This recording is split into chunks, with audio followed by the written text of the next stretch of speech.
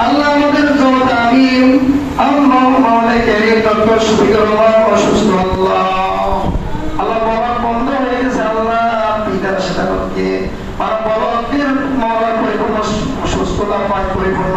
মাওলা সামা পায় সেই প্রবিধান করো আল্লাহ আল্লাহ কুদরতি ভাবে মাওলা কাজ করে ডক্টর শফিকুর রহমানকে মাওলা হায়াতে তৈয়বা দান করো আল্লাহ সেটা আজরা দান করো আল্লাহ সেটা কামালা দান করো আল্লাহ আল্লাহ সুস্থ হয়ে যেন আমার মাওলা তার কর্মকার পরিচালনা করতে পারে সেই প্রবিধান করো আল্লাহ